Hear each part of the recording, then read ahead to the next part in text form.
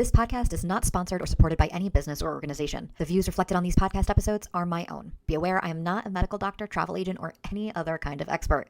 But I hope you still enjoy. Hey friends, welcome to the Gluten Free Advocate, a Substack and podcast that helps me process my health journey and my determination to pretend that those health conditions don't exist at all. If you're looking for tips, tricks, and learnings for traveling the world with celiac disease and type 1.5 diabetes, you have come to the right place. Now, let's get started.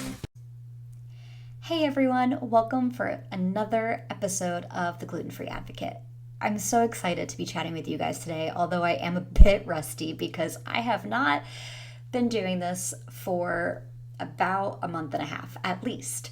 It's been a while, and I'm going to update you on all the adventures, but that's for a future podcast episode. Today, we're talking to my friend Sebastien from Sebastien Sans Gluten, the most amazing 100% gluten-free bakery in Sydney, Australia. And I have to say, I went to Sebastien Sans Gluten in January after a celiac cruise and went with a bunch of friends, and it's still the highlight of my year. And we're in August, folks, and that happened in January. Nothing has beaten that. And I am truly in my mapping out of future trips I want to take for my bucket list, going back to Australia. One, because I would like to actually see more of the country, but the second thing is to specifically go to Sebastien's shop and be able to go and feast for days and days and days.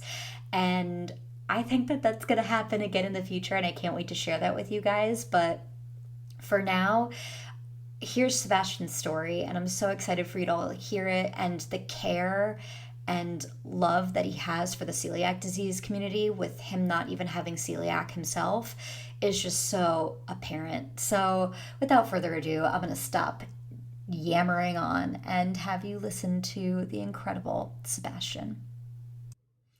Hello, Seb. Welcome to the Gluten Free Advocate. I'm so excited that you are joining this podcast. I feel so fancy that you're here, so welcome. Thank you, Ashley. Thank you for having me.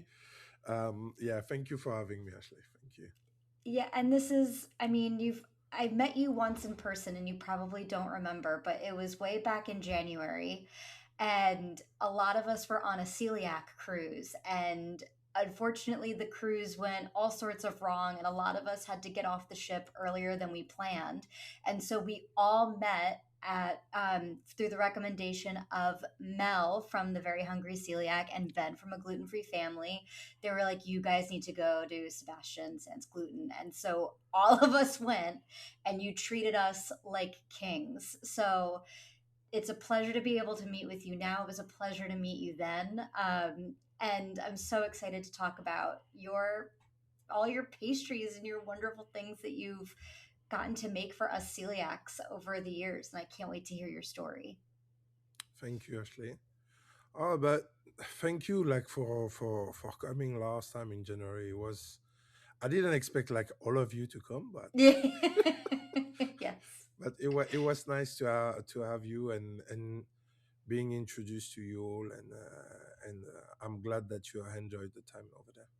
Yeah, so I just always with this podcast, I like to start from the beginning of someone's story. So, where did you first fall in love with food and wanting to create pastries and such? Where did that all start for you?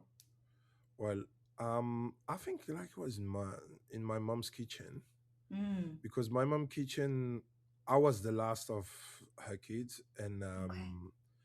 and I was always with her. So Yes. she was always cooking, single mom, and she had to do everything. So I was looking, observing, and I learned quick. I mean, I was like on the stool at 4 year old, like trying to do the dishes and trying to help my mom as much as I could, Mm. because I was there with her most of the time. And I started enjoying it. And one thing to another, that's it. Like it become part of me, like to be in the kitchen, even if that was not something that I was looking for. And And like yeah, and like I said, I heard about you before I met you. So my understanding is that you do not have celiac, correct? You don't have to be gluten free. correct, correct. I can eat all the gluten that I can. I'm sorry. But No, I yeah. love that for you. Please do. So, what brought you to someone that I'm sure when you go to learn and get the certifications to do everything that you do, my understanding is they're not really focusing on making sure that everyone is aware of how to keep things allergy friendly. So, where did the gluten free space come into your world? So, um, look, when I moved to Australia with my wife, um, I didn't know anything really about gluten free, and I Mm, was a chef for, let's say, more than 50 years, 15 years, yeah, between 15 to 20 years.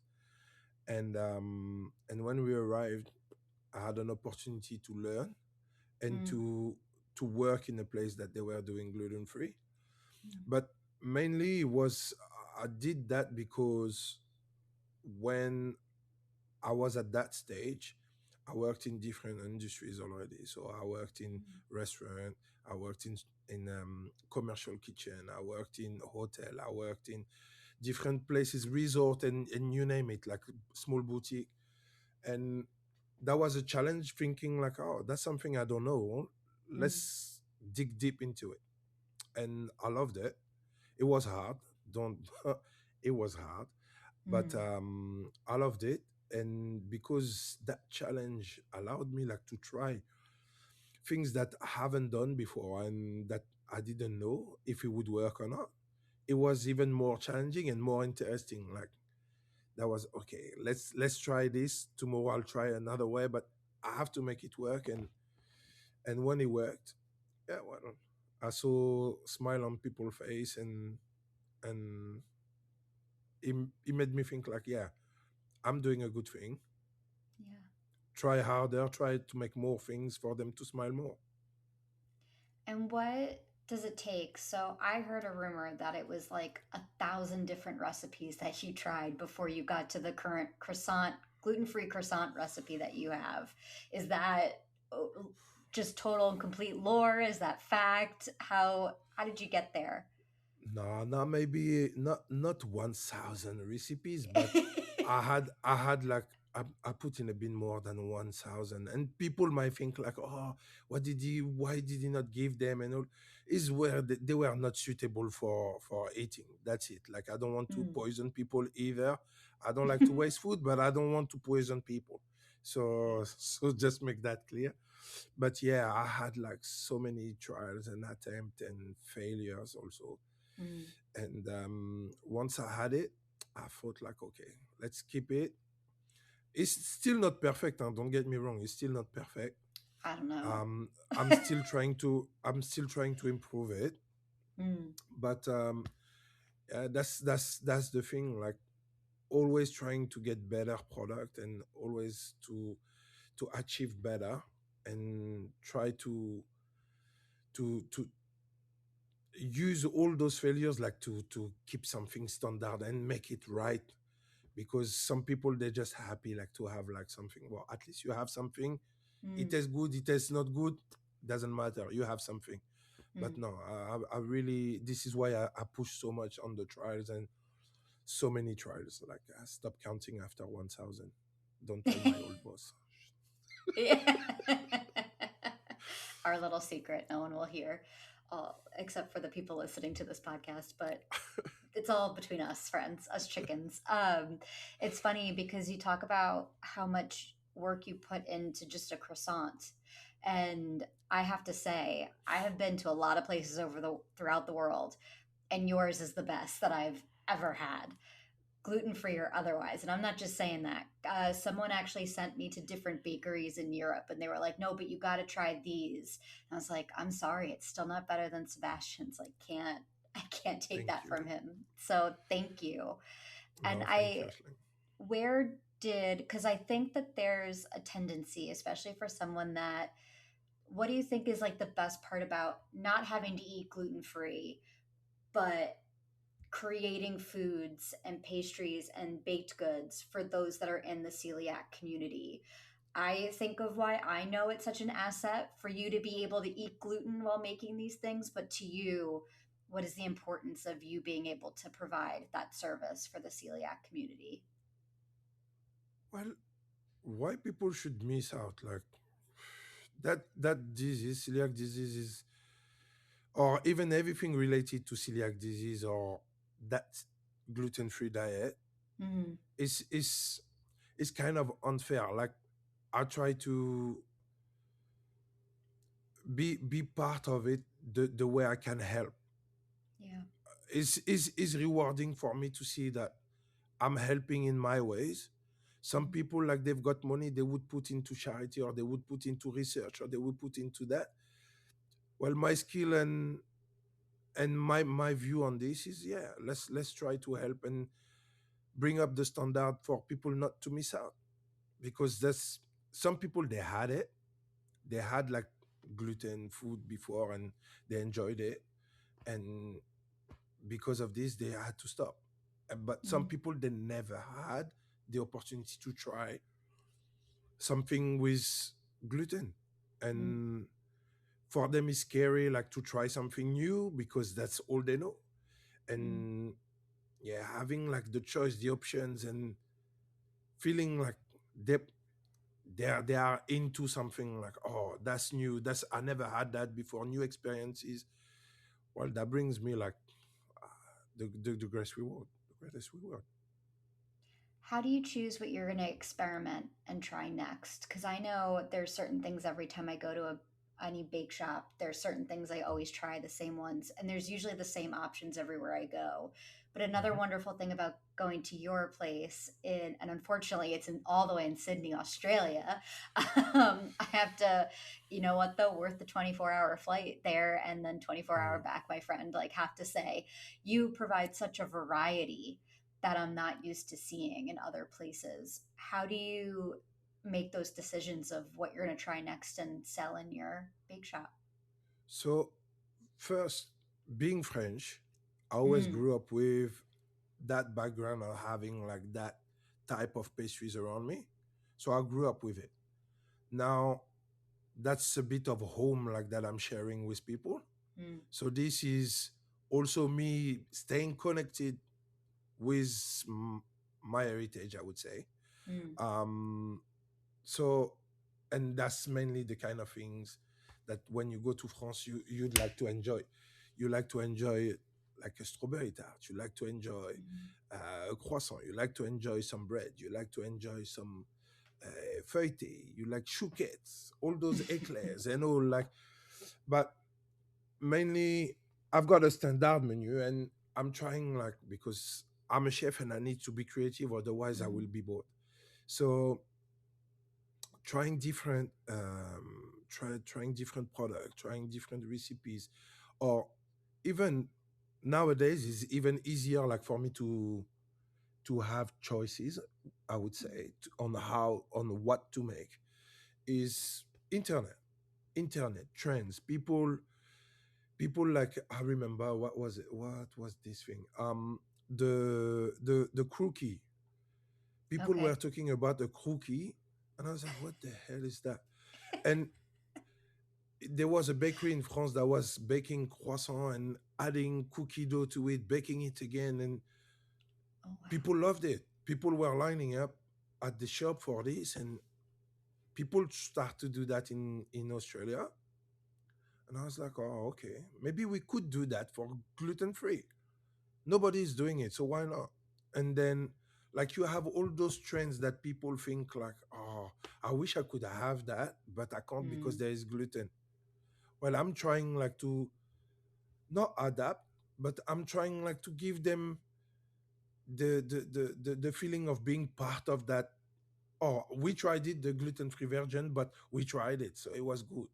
That they don't feel left out in some ways. Like when we did, I did something with another chef, Nadia, Quokka Pastry. We did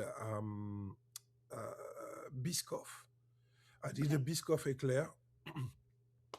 I did a Biscoff eclair, and that Biscoff eclair, um, I know what Biscoff tastes like, but people who have gluten free diet, they don't. Mm-hmm. So they have no. no idea of what it could taste like. If it's good or not, they just hear our Biscoff, or because that's something they can't have, they just cross it. They don't want to hear about it. But this time I did something with it because big Biscoff was like people were talking about Mm-hmm. Biscoff like crazy. I did something with it and people loved it. So this is where sometimes the inspiration or the the the choice are made for me, like to try to make new product and having different product on the shelf. Like it could be from what I know before to have some things to share from me, but it could be also like, okay, we're living in 2026 or we're living in this current time where people they do that. You want to try it? Okay, let's try it to make it for you, and that's it. What's your taste testing process to make sure that it's not just good for gluten free, but that it's good? Like, are you just in having the best life ever, getting to try all these amazing baked goods? Does your staff like? Do you make sure that there's enough staff members that don't have a gluten allergy so they can taste and make sure it's up to par as well? What's the process on your team with all that? Okay, so for me, I'm trying for myself, but Mm. then there's so much I can try. Like there's so much I have to stop sometimes. Like I put so much right. But no, my wife is there. So she's a good critic. I mean, like Okay. she always push me like to get the product better, Hmm. the food better. So when she tries it, but sometimes she's wrong. I don't. She's not always the good advice. Not always, but Don't have her listen to um, this because she's yeah, always got to be right. Yeah. true, true. My wife was always right, but no. But I've got also my head chef that is not a he doesn't follow a gluten free diet.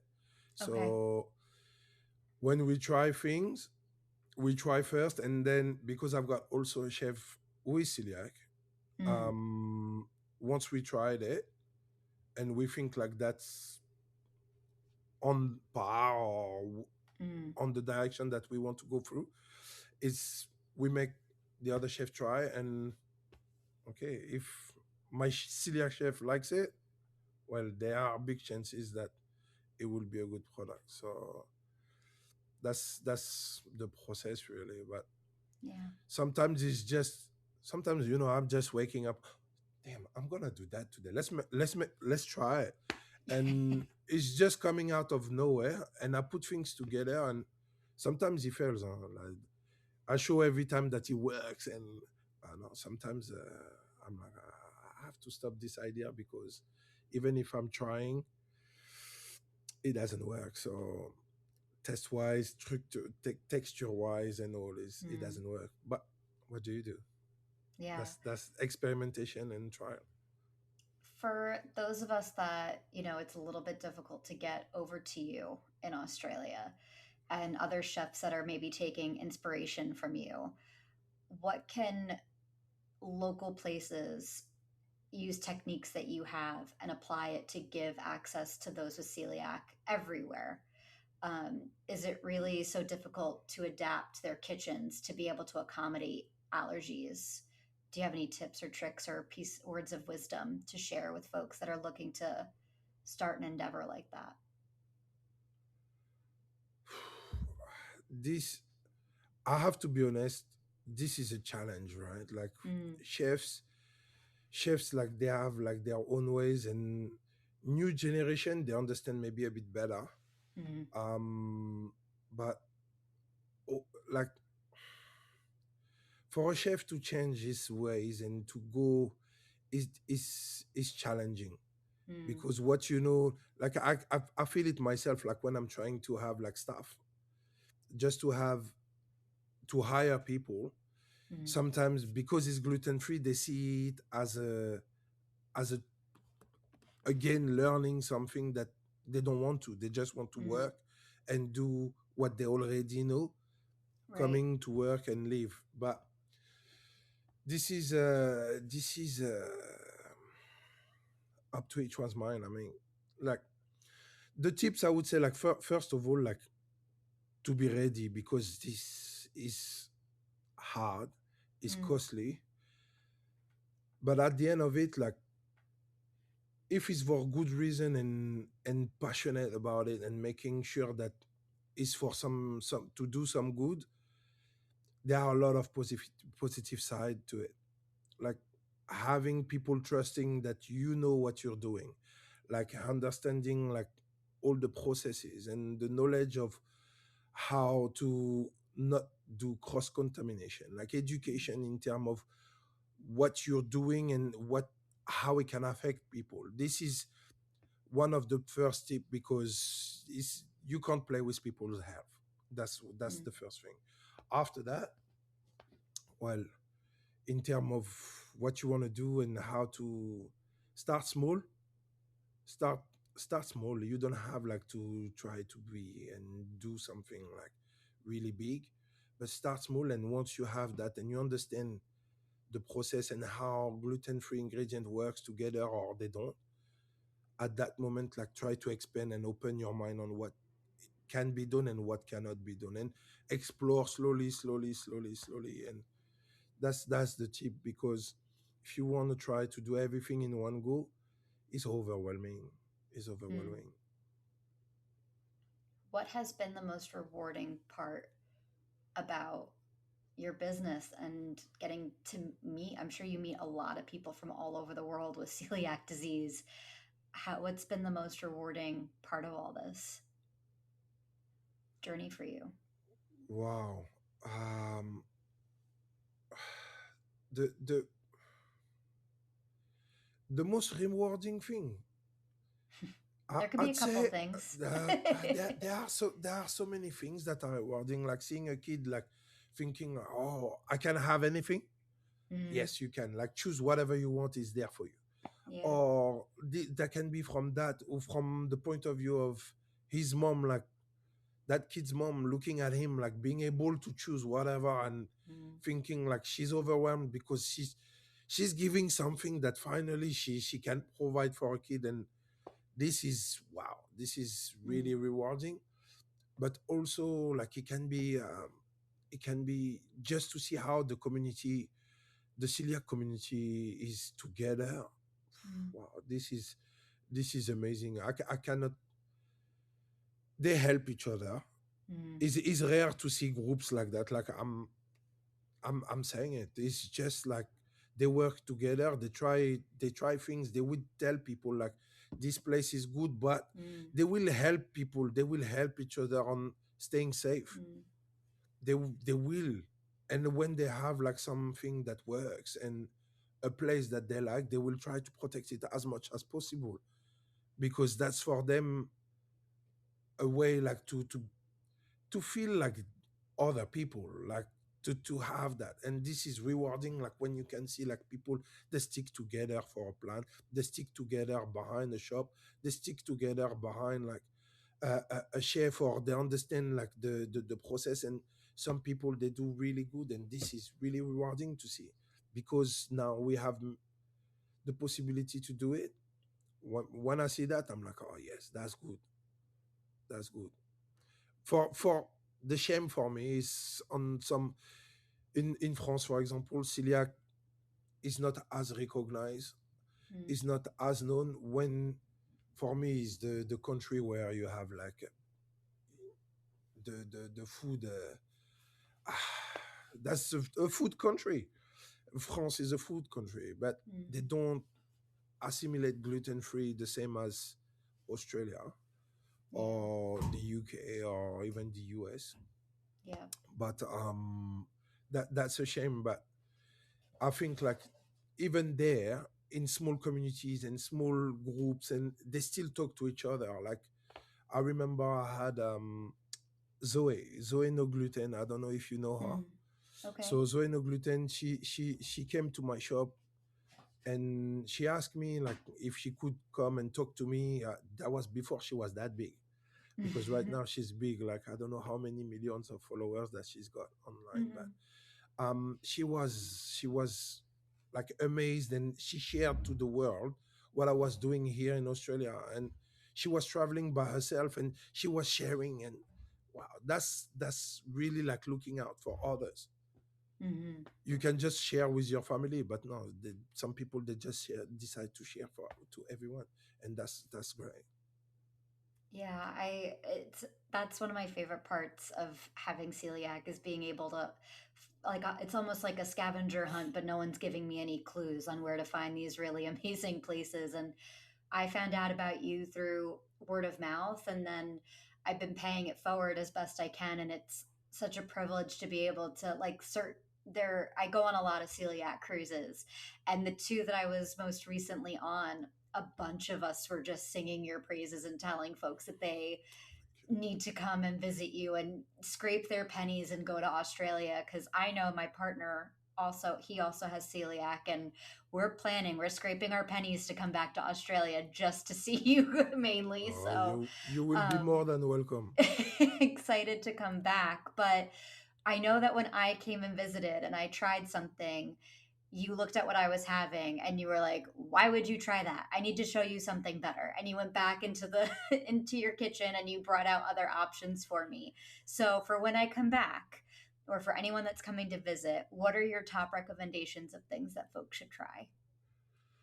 Look, croissant is one thing, Mhm. um, but I've been working hard on the puff pastry, and Okay. puff pastry is really difficult in the way that even if you have layers, sometimes it doesn't stick together. Mm. So sometimes it's too dense, even if you have layers. So you have the feeling to hit cardboard, or and I managed to get around it and to get it right. And this Mm. one is hard to fold. So anything with puff pastry, going Okay. from spinach and feta feuilleté to apple turnover, or even like something so simple. I mean, there's nowhere I can hide behind is Mm. the palmier. The palmier is just like puff pastry and a little bit of sugar, a little bit, but a lot of butter too. And and this is crispy, is flaky, is light, and no one like would guess that it's gluten free. So I'm really proud of that product. I'm really proud of it, and I think like anything with puff pastry is worth trying.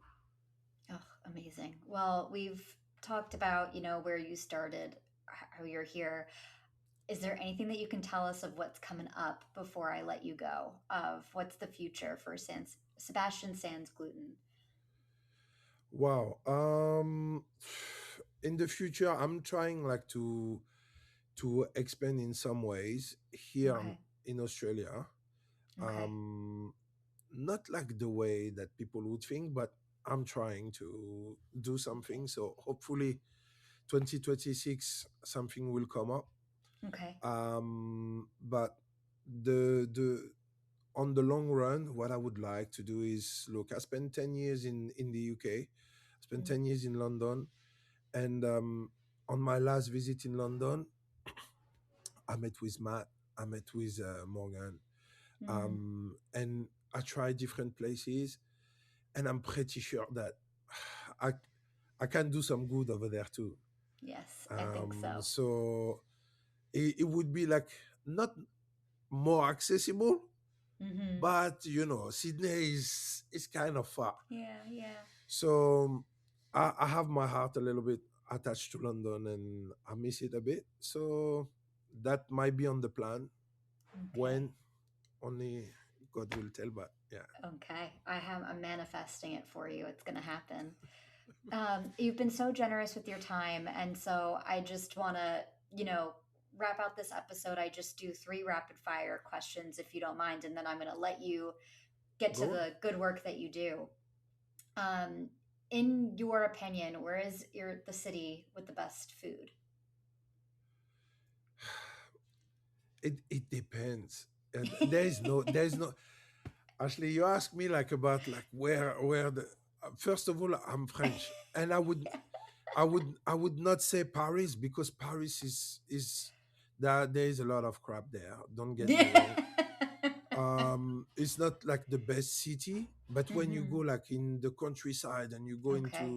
into different cities like Bordeaux, Lyon, or you go in the French Alps or different, where people they try like with what they've got, and is is artisanal and they put their heart into it, not for Mm. business or money, like you have like really good product. Now, in terms of, I would say, safe for celiac, I would say Italy. Okay. Going to Florence. Florence is kind of Mm. good. Rome is good too. But yeah, it's hard like to define like the best city for it. Yeah. But yeah, but for my on my side, Mhm. because I'd love to travel more, but traveling is a dream. Like traveling Mhm. means time, Yep. but that's something that I put in my kitchen, unfortunately, and Yeah. No, hard. and I appreciate it. But but for, I would say, like when I travel now, I see things differently. Mm. Now I'm not traveling like with how I can fill my tummy with gluten food, the best gluten food possible. I'm trying like to discover the best places for gluten free, which is crazy Mm. because I can Yeah. have gluten myself. But it's I would travel and be in different places to try gluten free product when I will miss out on the most famous gluten product here, or Right. the most famous or the best product, the best food in gluten. It won't matter because for me the outcome is not the same. Like having that knowledge and having to try something that can be good and for some real purpose other than just feeding and having a business. Yeah, that's difficult to say, but yeah, that's how I travel now, how I'm thinking, like I'm on the hunt of the best product in gluten free, Oh how my they make goodness. that, how they manage it, how which ingredient they're using to help me also trying to make better product for people. I love But yeah, that. sorry, I went a little bit on the side No, like of the no, I question. went Sorry. with you. I went right with you. Where is has been your favorite city for exploring? London, but it was short.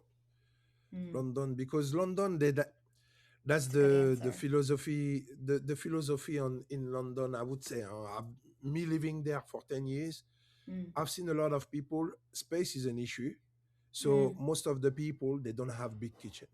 Time is an mm-hmm. issue, so most of the people they won't spend time cooking. So there are a lot of places to go out and eat. Yep. Now they are not all safe. They don't have the same regulation in each countries and all.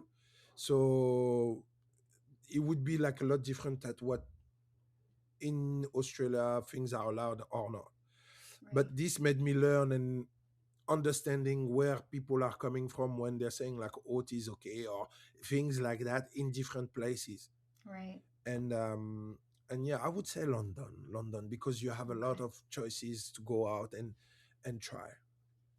And where is the city that you learned the most about yourself?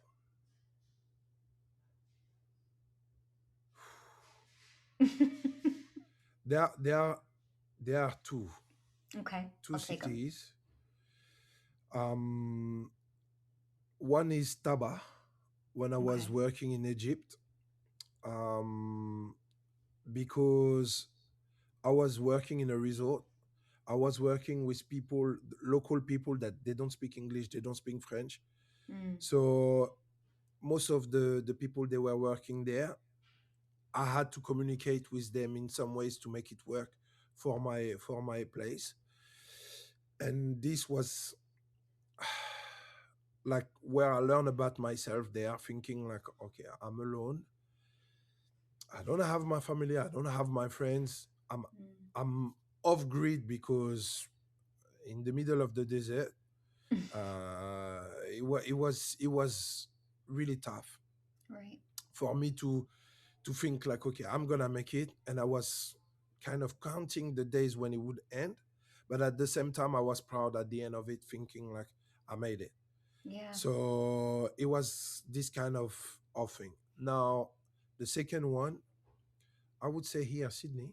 Mm, Sydney, Sydney is the other side of the world. I don't, even if today we have like the communication tools and all, like to stay in contact with friends and family, it's not the same. Like Right. I'm alone. I don't have my own family. I created my family. Mm-hmm. Friends, I left them behind. Um, Even if we still communicate and we're still in contact, we're still in touch, it's not the same as when you have a bad day, you can go and have a drink, or you can have like a winch to your friend in the Right. evening, and your wife is asking where are you? You know where I'm like I'm at my mates, but I don't have that here. Mm, These kind of things, like I learn about myself on how to deal with being alone. Like loneliness is tough. It's yeah. tough because you have so little like to hang on to, and it's hard like not to give up and thinking like, oh, I was better over there. I didn't have issues like on how my mental health is. Mm, right. Here, here is kind of like I've been here like almost 9 years now. Yeah, Mm, almost nine. wow. So almost 20 years out of my own country, Right. and those two cities made me discover more about like how I can be, how I can express, and how I can deal with me myself. I Right. tried to find myself. I found him. I know who I am, and I have no issue. But it's hard sometimes, like when you have tough days, when again, like when times are Right. hard, or even like when times are good, because times are good, you'd like to share with people. Right. You'd like Right. to share with people. When I have like the line in the shop, in front of the shop, and I'm like, oh my God, but none of my friends is there to see that. Yeah. If they don't look on Instagram or Right. Facebook, they don't see that. I'm not there to share that with them. So Mm, it's hard like to have that thing. But that's where I would say like those two cities, because otherwise the rest is kind of easy. You can, like when I was in London, I could travel here and there. mm, If I was missing my friend at 2 hours train, it was done. right. And I was spending a weekend there and recharge the batteries, and it was fine. Yeah. But here, and where you are isolated, that's where you see like really like what you're made Yeah. of. Yeah. That ain't that the truth. Thank you so much again for this conversation. I feel like I could talk to you for days.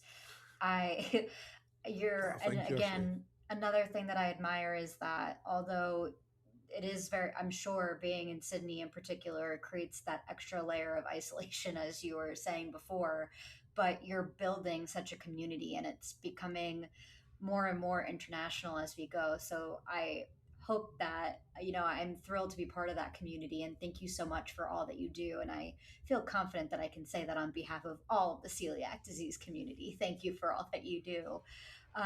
Where can people find you if they are Oh. silly enough to not be following you already? So we are in Sydney, in Leichhardt, 131 Marion Street in Leichhardt, New South Wales. You can check on Instagram or Facebook, Sebastien Sans Gluten. Even on our website, all the Mm, details are there. Yeah, that's about it. That's about amazing. it. I'm going to make sure to put your website and your all the social media stuff in the show notes. But yeah, thank you so much, Sebastian. What an honor and a No, privilege to get to talk to you. Thank you so much. no, thank you, Ashley. Hopefully, you will come soon with your husband, and Yes. and we can have like a big meeting with Melanie and Ben, and having like a big feast. And I give you all my love, but butter, sugar, everything that makes you like feel alive. Like, all right, That sounds like a plan. I'm that booking my sounds like a ticket plan. right now. Very good. Well, Thank thank you you very so much, Ashley. much. All right. Have a good one. Thank you for joining me this week for an episode of the Gluten Free Advocate. For more information on what's discussed on the podcast, check out the episode description and or my Substack, The Gluten Free Advocate. If you have any questions or fun stories to share, feel free to reach out at hieatexplorelove@gmail.com. Till next time. This episode is produced by Leigh Francis Productions.